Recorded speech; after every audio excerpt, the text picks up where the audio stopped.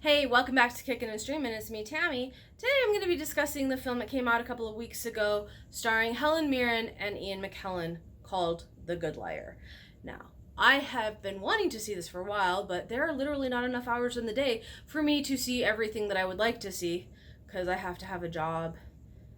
Go figure. It's crazy. Really. Um, and just, again, didn't get a chance to see it. So I finally got a chance to see it. It was directed by Bill Condon, who has done a lot of musicals. He did Chicago, Dreamgirls, and most recently Beauty and the Beast. He's also directed Ian McKellen, obviously in Beauty and the Beast, but he did Gods and Monsters and Mr. Holmes a couple of years ago. So they have had a good working relationship. Now, I love Ian McKellen, Gandalf, Magneto. I mean, he's an icon. I love him. And Helen Mirren, oh my gosh, she's freaking amazing. And watching these two in this film was actually a lot of fun. Now, the film starts with Helen Mirren's character, Betty, getting onto a dating site, saying she's widowed, and Ian McKellen's character, Roy, also on that same dating website, and showing how they're talking and, meeting online. But you also see then Roy, Ian McKellen's character, you learn that he is a scam artist and he's a con man. And he has a crew and he is running a con against two marks. And you realize that the whole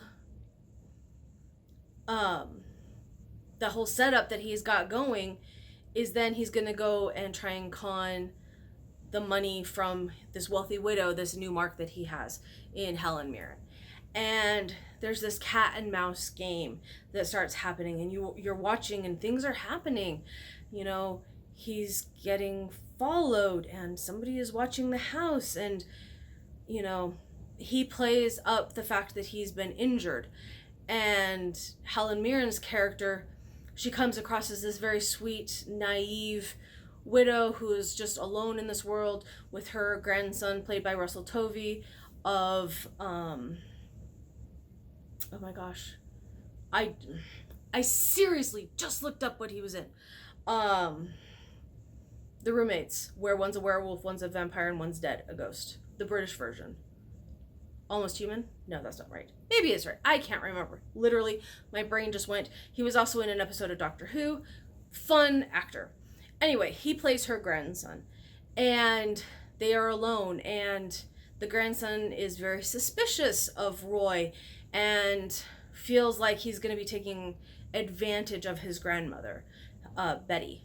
And so they start, becoming closer and building this relationship.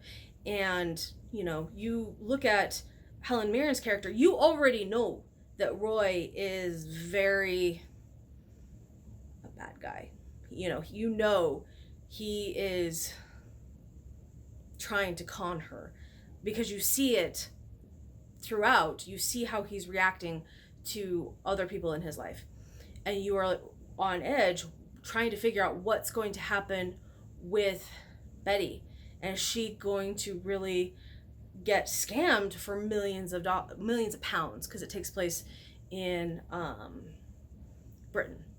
Now, that was one thing that was a little different, that was a little not quite expecting, was it says it takes place in 2009, so 10 years ago, which I was like, okay, kind of weird, but it does make sense because then there's some other secrets that start coming out about both Roy and Betty, and you start trying to gather and put the pieces together. Now, it is a mystery, and there are certain reveals that need to happen as you're going along with a mystery, and you want to keep the audience guessing. And I think it does a pretty good job of that. And as we're going along, we're going, something else is going on. You start looking, and Betty has some secrets, and you're trying to figure out, what is going on? And this is where it starts getting into spoilery territory. So yeah, I'll stop here in terms of plot. because you really should watch it. You don't want me to tell you what's happening. But yeah, both Ian McKellen and Helen Mirren are powerhouses in terms of actors. They are amazing, and they truly embodied these characters, which for an actor is what an actor should do. And they are just iconic in these roles. I have loved Helen Mirren forever, and Ian McKellen.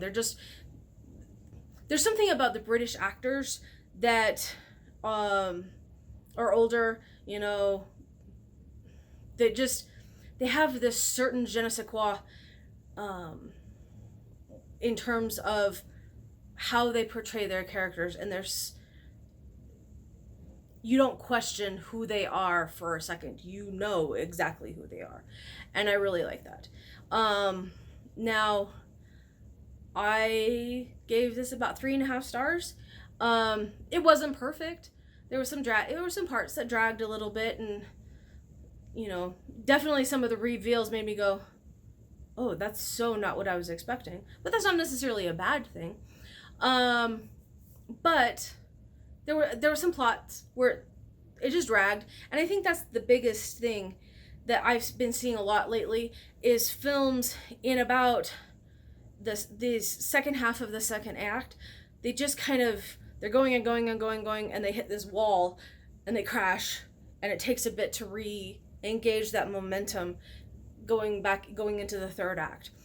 And I'm seeing that everywhere, not just in The Good Liar. I'm seeing it in a lot of films, which I read an article about screenwriting, and the reason that some of the films that are the way they are is because we're going off of the writing that's been happening, and the writing isn't just as good.